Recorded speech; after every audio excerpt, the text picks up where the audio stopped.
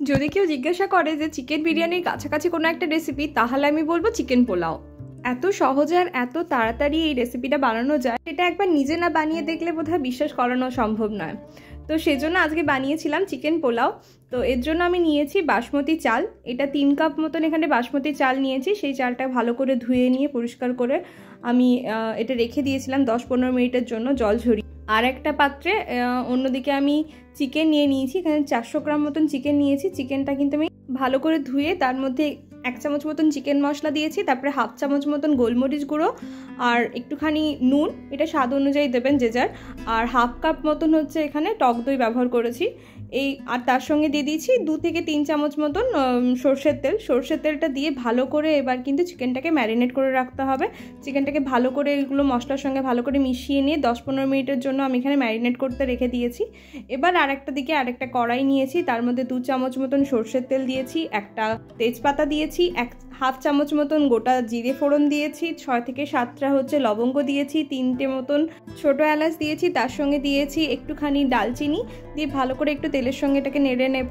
নেড়ে নিয়ে এরপরে একটা গোটা শুকনো লঙ্কাকে আমি এখানে ছিঁড়ে ওর মধ্যে তেলের মধ্যে দিয়ে দিয়েছি, দিয়ে আবার একটুখানি তেলের সঙ্গে ওটাকে নেড়ে চেড়ে এবার একটা বড় সাইজের পেঁয়াজকে আমি কুচি কুচি করে কেটে নিয়েছি। যে যার মতন করে সাইজ করে নিলেই হবে, মোটামুটি সরু সরু করে আমি পেঁয়াজটাকে কেটে নিয়ে ওই তেলের মধ্যে দিয়ে ভালো করে এটাকে এখানে কিন্তু পেঁয়াজটাকে কুক করতে হবে। মোটামুটি দেখবেন পেঁয়াজের কালারটা হালকা চেঞ্জ হয়ে গেলে এখানে 1/2 চামচ মতন রসুন বাটা, 1/2 চামচ মতন আদা বাটা দিয়ে দিয়েছি, দিয়ে ভালো করে একটুখানি কষে নিয়েছি। পেঁয়াজের সঙ্গে আদা রসুনটা ভালো করে একটু কষা হয়ে গেলে এরপরে অল্প অল্প করে আমি মশলাগুলো একে একে দিয়ে দেবো। এখানে আমি মশলার মধ্যে ব্যবহার করেছি 1/2 চামচ মতন হলুদ গুঁড়ো, 1/2 চামচ মতন জিরে আর ধনে গুঁড়ো, এটা দিয়ে ভালো করে এখানে কিন্তু মিশিয়ে নেব। আমি কিন্তু এখানে কোনো শুকনো লঙ্কার ব্যবহার বা কোনো আর্টিফিশিয়াল কালার এখানে ইউজ করিনি। মোটামুটি এরপরে মশলাটাকে কষে নিয়ে 1/2 কাপ মতন আমি এখানে গরম জল রেখেছিলাম, সেটাই অল্প অল্প করে মশলার সঙ্গে দিয়ে মশলাটাকে কিন্তু কষে নিয়েছি। এখানে আমি যেটা ব্যবহার করেছি সেটা হচ্ছে 3টে থেকে 4টে মতন এখানে আমি কাঁচা লঙ্কা ব্যবহার করেছি।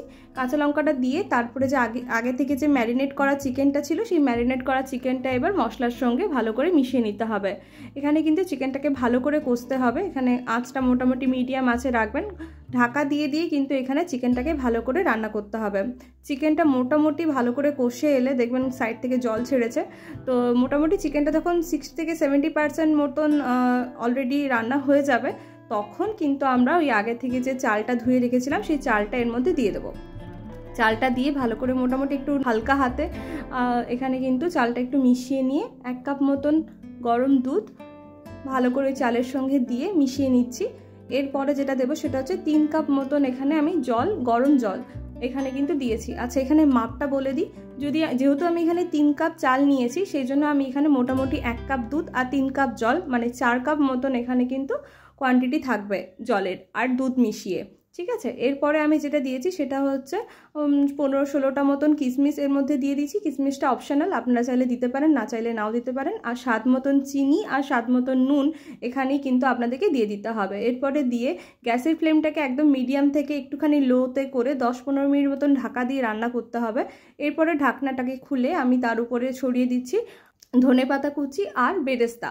তো এটা দিয়েও আবার 5 মিনিট কুক করব আমি কভার করে দিয়ে। তারপরে 5 মিনিট পর আমি কভারটা খুলে নিয়ে তার উপরে দিয়ে দিচ্ছি 1 চামচ মতন ঘি আর 1 চামচ মতন রোজ ওয়াটার।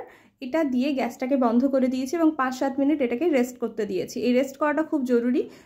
তো মোটামুটি দেখুন চিকেন পোলাও কিন্তু তৈরি, আর খুব সহজেই এবং খুব তাড়াতাড়ি কিন্তু রান্না হয়ে গিয়েছে। তো গরম গরম আপনারা চিকেন পোলাও এনজয় করুন। আপনাদের এই রেসিপিটা কেমন লাগলো অবশ্যই জানাবেন, আর অবশ্যই যদি রেসিপিগুলো ভালো লাগে অবশ্যই শেয়ার করবেন এবং কমেন্ট করে জানাবেন। আপনাদের প্রত্যেকটা কমেন্ট কিন্তু আমার কাছে অনেক অনেক বেশি মূল্য রাখে। তো আমাদের এই রেসিপিগুলো আপনাদের কেমন লাগছে অবশ্যই কিন্তু জানাবেন, এবং আমাদের চ্যানেল যদি আরও এরকম রেসিপি দেখতে চান তাহলে টেস্টি বং কিচেনে আপনাদের সাবস্ক্রাইব করতে হবে। অনেক অনেক ধন্যবাদ দেখার জন্য, ভালো থাকবেন।